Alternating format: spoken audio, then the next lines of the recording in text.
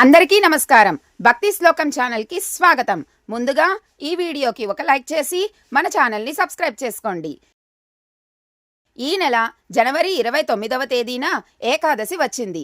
దీన్ని భీష్మ ఏకాదశి అని అంటారు.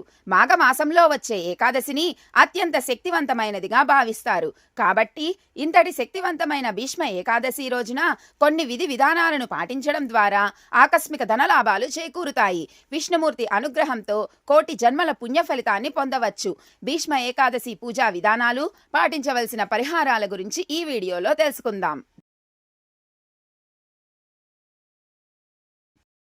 ముందుగా ఈ వీడియోకి ఒక లైక్ చేసి ఓం నమో భగవతే వాసుదేవాయ అని కామెంట్ చేయండి. కార్తీక మాసంలోని దీపానికి ఎంత విశిష్టత ఉందో మాఘమాసంలో చేసే స్నానానికి కూడా అంత విశిష్టత ఉంది. ఈ మాసంలోని ప్రతి రోజు పవిత్రమైన రోజుగా హిందువులు భావిస్తారు. ఇక ఈ మాసంలో వచ్చే పర్వదినాల్లో ఒకటి భీష్మ ఏకాదశి. ఈ మాసంలో వచ్చే ఏకాదశిని భీష్మ ఏకాదశి అంటారు. కురుక్షేత్ర యుద్ధ సమయంలో గాయపడిన భీష్ముడు అంపశయ్య మీద ఉన్న సమయంలో ధర్మరాజుకి విష్ణు సహస్రనామాన్ని బోధించిన పరమ పవిత్రమైన రోజు ఈ భీష్మ ఏకాదశి. భీష్మ ఏకాదశినే జయ ఏకాదశి అని కూడా అంటారు. ఎందుకంటే ఈ రోజు ఏ కార్యం తలపెట్టినా అది ఖచ్చితంగా విజయవంతం అవుతుందని నమ్మకం. ఈ రోజున శ్రీ మహావిష్ణువుని పూజించిన వారికి స్వర్గలోక ప్రాప్తి కలుగుతుందని పెద్దల విశ్వాసం. భీష్మ ఏకాదశి విశిష్టత: భీష్ముడు గంగా శంతనుల 8వ సంతానం. అసలు పేరు దేవవ్రతుడు. తండ్రి శంతనుడు ఇష్టపడిన సత్యవతిని ఇచ్చి తండ్రికి పెళ్లి చేయడం కోసం, తండ్రి ఆనందం కోసం, తండ్రి సుఖ సంతోషాల కోసం దేవవ్రతుడు ఆజన్మాంతం బ్రహ్మచారిగా ఉంటానని, పెళ్లి అనే మాటకు తన జీవితంలో చోటు లేదని సత్యవతికి మాట ఇచ్చి ఆ భీషణ ప్రతిజ్ఞకు కట్టుబడిన త్యాగశీలి. అప్పటి నుంచి దేవవ్రతుడు భీష్ముడిగా ఖ్యాతిగాంచాడు. తనయుడి త్యాగానికి సంతసించిన తండ్రి భీష్ముడికి స్వచ్ఛంద మరణం పొందే వరాన్ని ఇచ్చాడు. కౌరవుల తరపున కురుక్షేత్ర రణక్షేత్రంలో యుద్ధానికి దిగిన భీష్ముడు శ్రీకృష్ణుడు స్వయంగా జరిపించిన ఆహ్వాయజ్ఞాన్ని ఒంటి చేత్తో 10 రోజులు నడిపించిన ధనుర్విద్యా పితామహుడు భీష్ముడు. భీష్మ ధనుర్విద్యకు అర్జునుడు, శ్రీకృష్ణుడు కూడా నిశ్చేష్టులయ్యారు. కానీ అధర్మ పక్షాన నిలబడి ధర్మంతో పోరుకు సిద్ధపడినప్పుడే భీష్ముడు మరణాన్ని స్వాగతించాడు. అదే తన అసమర్థతకు శిక్ష అని భావించి అర్జునుడు బాణాలకు గాయపడిన భీష్ముడు అంపశయ్యపైకి చేరుకొని మరణించే మంచి సమయం కోసం ఎదురు చూస్తూ పాండవులకు రాజ్యధర్మం ఉపదేశించడమే కాదు, ధర్మరాజుకి విష్ణు సహస్రనామాలను ఉపదేశించారు. అంపశయ్యగతుడైన భీష్మునిని చూసి దేవతలు సైతం దుఃఖించారు. 58 రోజులు అంపశయ్యపై ఉన్న భీష్ముడు మరణ వేదనను అనుభవిస్తూ మానవ జన్మకు మహత్తర వరమైన మరణం కోసం, ఉత్తరాయణ పుణ్యకాలం కోసం ఎదురు చూస్తూ గడిపాడు భీష్ముడు. ధర్మరాజు సందేహానికి సమాధానంగా లీలామానుష విగ్రహుడైన ఈ శ్రీకృష్ణుడే జగత్ ఏబుం దేవదేవమనంతం పురుషోత్తమం అంటూ ప్రారంభించి విశ్వం విష్ణుర్వ షట్కారో భూత భవ్య భవత్ ప్రభు అంటూ విష్ణు సహస్రనామావళిని 1000 విధాలుగా కీర్తిస్తూ విశ్వ కళ్యాణకాంక్షతో ఈ మానవాళికి అందించాడు. మాఘశుద్ధ ఏకాదశి తిథిని భీష్మ సంస్మరణ దినంగా శ్రీకృష్ణుడు కానుకగా ఇవ్వగా, మాఘశుద్ధ అష్టమి తిథి రోజున భీష్ముని ఆత్మ ఈ భౌతిక ప్రపంచాన్ని వీడి పరమాత్ముడైన శ్రీకృష్ణునిలో లీనమైంది. మహాభారత ఇతిహాసంలోని ఓ మహామహుని మహాప్రస్థానం ఇలా ముగిసింది. భీష్మ నిర్యాణం జరిగి సహస్రాబ్దాలు గతిస్తున్నా ఆయన ప్రవచించిన విష్ణు సహస్రనామ స్తోత్రం ఇప్పటికీ భాగవతుల రసగ్రాలపై నర్తిస్తూనే ఉంది. ఆయన దివ్యవాణి వ్యాప్తమై ప్రతిధ్వనిస్తూనే ఉంది. విష్ణు సహస్రనామ పఠనం సర్వ దుఃఖహరణం, సకల శుభకరణం. ఆ నామావళిలోని ప్రతి అక్షరమూ దైవస్వరూపమే, ప్రతి నామము మహామంత్రమే. అది అజరామరం. భీష్ముడు పరమపదం చేరిన మాఘశుద్ధ అష్టమిని భీష్మాష్టమిగాను, మాఘశుద్ధ ఏకాదశిని భీష్మ ఏకాదశిగాను హిందువులు జరుపుకుంటారు. మాఘమాసంలో శుక్లపక్షంలో వచ్చే అత్యంత పవిత్రమైన ఏకాదశియే భీష్మ ఏకాదశి. 2026వ సంవత్సరంలో ఏకాదశి తిథి జనవరి 28వ తేదీ సాయంత్రం 4:36 నుంచి ప్రారంభమై జనవరి 29వ తేదీ మధ్యాహ్నం 1:55 వరకు ఉంటుంది. కాబట్టి జనవరి 29వ తేదీన గురువారం రోజున భీష్మ ఏకాదశి వ్రతం పాటించాలి. ఇది చాలా శక్తివంతమైన ఏకాదశి. ఈ ఏకాదశి రోజున ప్రతి ఒక్కరూ ఉదయాన్నే నిద్రలేచి ఇంట్లో విష్ణుమూర్తిని పూజించండి. ముఖ్యంగా ఈ ఏకాదశి రోజున స్నానం చేసేటప్పుడు నీటిలో కొంచెం పసుపు వేసుకొని స్నానం చేస్తే జన్మ జన్మల దరిద్రం అంతా తొలగిపోయి జన్మ జన్మల అదృష్టం లభిస్తుంది. ముఖ్యంగా ఈ ఏకాదశి రోజున పసుపు రంగు వస్త్రాలను వేసుకుంటే చాలా మంచిది.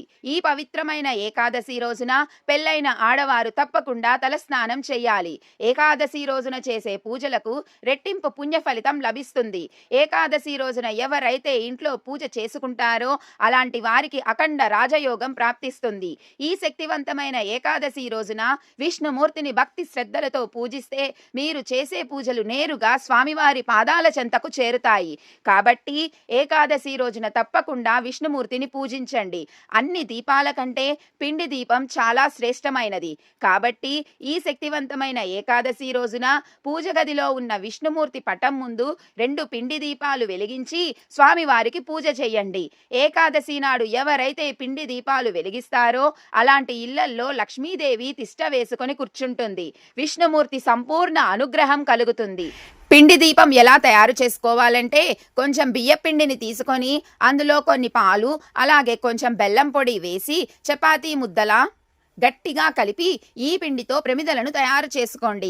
ఈ పిండి దీపానికి పసుపు రాసి కుంకుమ బొట్లు పెట్టి దీపారాధన చెయ్యండి. ఇలా పిండి దీపాన్ని వెలిగించి దీపానికి నమస్కారం చేసుకోండి. అన్నిటికన్నా ముఖ్యంగా ఏకాదశి రోజున పూజ చేసేవారు విష్ణుమూర్తి పటానికి తులసిమాలను సమర్పించి స్వామివారికి నమస్కారం చేసుకుంటే మీ మనసులో ఏది కోరుకున్నా సరే అది ఖచ్చితంగా నెరవేరుతుంది. ఏకాదశి రోజున పూజ పూర్తయిన తరువాత స్వామివారికి వేసిన తులసిమాలను తీసి మీ బీరువాలో పెట్టుకోండి. ఇలా చేయడం ద్వారా మీ ఇంట్లో డబ్బు సమస్యలే ఏర్పడవు. జీవితాంతం కుబేర రాజయోగాన్ని అనుభవిస్తారు. ముఖ్యంగా స్వామివారి పూజలో బెల్లం పానకాన్ని నివేదించండి. ఈ విధంగా విష్ణుమూర్తిని పూజించి చివరిగా స్వామివారికి హారతి ఇచ్చి 3 ప్రదక్షిణలు చేసి స్వామివారికి నమస్కారం చేసుకొని తలపైన అక్షింతలను వేసుకోండి. ఈ విధంగా ఏకాదశి రోజున ఇంట్లో పూజ చేసుకుంటే విష్ణుమూర్తి అనుగ్రహం ఖచ్చితంగా లభిస్తుంది. ఎందుకంటే ఏకాదశి రోజున చేసే పూజలకు రెట్టింపు పుణ్య ఫలితం లభిస్తుంది. ఇక ఏకాదశి రోజున ఉదయం పూజ చేసి సాయంత్రం 6 దాటిన తర్వాత ఇంటి గుమ్మం ముందు 2 దీపాలను వెలిగించాలి. ఈ దీపాలు లక్ష్మీదేవిని ఆహ్వానిస్తాయి. కాబట్టి ఏకాదశి రోజున సాయంత్రం సమయంలో ఎవరైతే ఇంటి ముందు దీపాలు వెలిగిస్తారో అలాంటి ఇళ్లల్లోకి లక్ష్మీదేవి వెంటనే అడుగు పెడుతుంది. ముఖ్యంగా ఈ ఏకాదశి రోజున మీ ఇంటి ప్రధాన తలుపు మీద పసుపుతో స్వస్తిక్ గుర్తును గీయండి. ఇలా చేయడం ద్వారా లక్ష్మీదేవిని మన ఇంట్లోకి ఆహ్వానం పలికినట్లు అని మన పండితులు చెబుతున్నారు. దీని ద్వారా మీ ఇంట్లోకి లక్ష్మీదేవి అడుగు పెడుతుంది. ఏకాదశి రోజున రావి చెట్టును పూజిస్తే అపార ధనయోగం కలుగుతుంది. రావి ఆకుల్లో విష్ణుదేవుడు నివసిస్తాడు అని నమ్మకం. కాబట్టి ఏకాదశి రోజున మీ ఇంటి దగ్గరలో ఉండే ఏదైనా దేవాలయానికి వెళ్ళి అక్కడ రావి చెట్టు కింద దీపం వెలిగించి రావి చెట్టు చుట్టూ 3 ప్రదక్షిణలు చేయాలి. ఈ ఏకాదశి రోజు ఎవరైతే రావి చెట్టుకు ప్రదక్షిణలు చేసి రావి చెట్టును ముట్టుకొని నమస్కారం చేస్తారో అలాంటి వారికి ఖచ్చితంగా లక్ష్మీ కటాక్షం లభిస్తుంది. రావి చెట్టు నీడలో నిలబడినా సరే జాతకంలో ఉన్న దోషాలన్నీ తొలగిపోయి అదృష్టం కలుగుతుంది. కాబట్టి ఈ ఏకాదశి రోజున ఎలాగైనా సరే రావి చెట్టును ముట్టుకొని ముక్కోటి దేవతల ఆశీర్వాదాన్ని పొందండి. ఏకాదశి రోజున ఇంట్లో పాలు పొంగిస్తే మీ ఇంటికి చాలా మంచి జరుగుతుంది. పాలను లక్ష్మీ రూపంగా భావిస్తారు. కాబట్టి ఎవరైతే ఇంట్లో పాలు పొంగిస్తారో అలాంటి ఇళ్లల్లోకి ముక్కోటి దేవతలు అడుగు పెడతారు.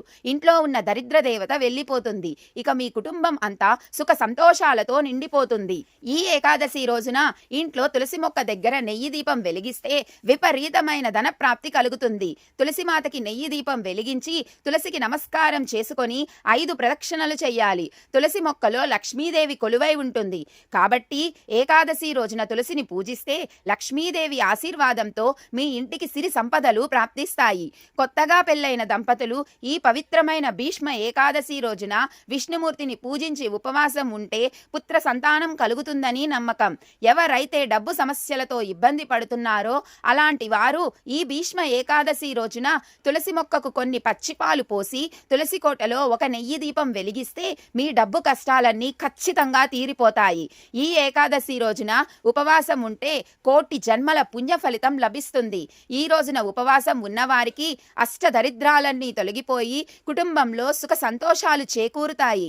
ఏకాదశి రోజున ఉపవాసం ఉండలేని వారు చింతపండు, ఉల్లిపాయ, వెల్లుల్లి, ముల్లంగి దుంపను అలాగే కందిపప్పును తినకూడదు. అలాగే ఏకాదశి రోజున ఉప్పు తింటే అనారోగ్య సమస్యలు ఏర్పడతాయని నమ్మకం. శక్తివంతమైన భీష్మ ఏకాదశి రోజున గోవుకు ఆహారాన్ని తినిపిస్తే మీ ఇంటికి అఖండ రాజయోగం కలుగుతుంది. ఈ భీష్మ ఏకాదశి రోజున పొరపాటున కూడా చేయకూడని పనులు ఏమిటంటే ఈ రోజున మాంసం తినకూడదు. అలాగే వెల్లుల్లి, ఉల్లిపాయ వంటి ఆహార పదార్థాలను తినకూడదు. ఏకాదశి రోజున తులసి ఆకులను కొయ్యకూడదు. ఏకాదశి రోజున తలకు నూనె రాయకూడదు. ఈ రోజున తలకు నూనె రాస్తే ఆయుష్ తగ్గిపోతుందని నమ్మకం. ఏకాదశి రోజున పొరపాటున కూడా నలుపు రంగు వస్త్రాలను వేసుకోకూడదు. ఈ రోజున విష్ణుమూర్తిని పూజించడం, ఉపవాసం ఉండడం వలన తెలిసి తెలియక చేసిన పాపాలన్నీ తొలగిపోతాయని నమ్మకం. ఈ రోజున ఓం నమో నారాయణాయ లేదా ఓం నమో భగవతే వాసుదేవాయ అని 108 సార్లు జపించాలి. ఈ రోజున భక్తితో ఏకాదశి వ్రతం చేసి శ్రీమన్నారాయణుని పూజించి విష్ణు సహస్రనామ పఠనం చేస్తే 1000 ఏకాదశి వ్రతాల ఫలం దక్కుతుందని శాస్త్రాలు చెబుతున్నాయి. మీకు ఈ వీడియో నచ్చిందా? అయితే ఈ వీడియోకి ఒక లైక్ చేసి మన భక్తి శ్లోకం ఛానల్ని సబ్స్క్రైబ్ చేసుకోండి.